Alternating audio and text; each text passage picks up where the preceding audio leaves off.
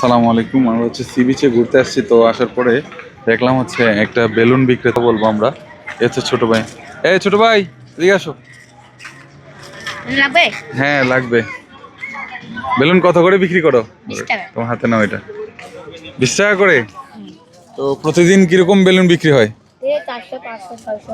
শুক্রবার আবার 2000 টাকা উঠবে। তাই? তোমার বয়স কত? আমার বয়স হ্যাঁ? বয়স 11। 11 বছর বয়সে তুমি প্রতিদিন 2000 টাকা বিক্রি করতে পারো? প্রতিদিন না, শুধু শুক্রবারে শুধু 2000 টাকা। শুক্রবারে না? তাহলে 500, 600 টাকা বিক্রি। এমনিতে ইনকাম তাহলে কত টাকা লাভ থাকে তোমার? দিলে 400 টাকা মতো। 400 টাকার মতো থাকে। ও আচ্ছা, তো পড়ালেখা করে নেবে? আমার মায়ের ক্যান্সারের পর আমি পড়ালেখা ছাড়ি দিয়েছি। ও আচ্ছা, তোমার আম্মার ক্যান্সার হয়েছে, এখন কি উনি বেঁচে আছে? এখন কোথায় চিকিৎসা করাচ্ছ ওনাকে? চিরাং মেডিকেল। চিরাং মেডিকেলে। বাহ বাহ বাহ, তোমাকে সেলুট ব্রাদার।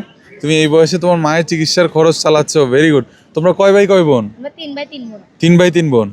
আচ্ছা আচ্ছা, আর তোমার এই তাহলে এখানে এই যে এগুলো কোত্থেকে নিয়ে আসো, কিনে নিয়ে আসো কোত্থেকে? আমরা এগুলো নিউ মার্কেট থেকে কিনে আনি। নিউ মার্কেট থেকে নিয়ে আসো, ভেরি গুড।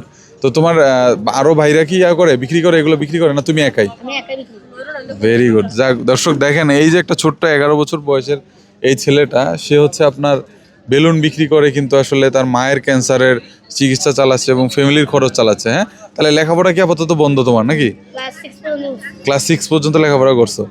তো আসলে শুনে খুব খারাপ লাগলো যে দেখেন, চিন্তা করে আমাদের এই সমাজে এখন ছেলেরা বাবা মাকে দেখতে চায় না বা করে না, ঠিক আছে, কিন্তু এই ছোট্ট বয়সে এই ছেলেটা তার মায়ের ক্যান্সারের চিকিৎসার খরচ চালাচ্ছে। ভাইয়া সত্যি কথা আমার খুব ভালো লাগলো, তোমাকে মন থেকে করতেছি। তো আচ্ছা, আমি চেষ্টা করব তোমার বেলুন নেওয়ার জন্য এবং তোমাকে যতটুকু সম্ভব হেল্প করা যায়, ঠিক আছে? তো ভালো থেকো ইনশাল্লাহ। হ্যাঁ, আল্লাহ হাফেজ।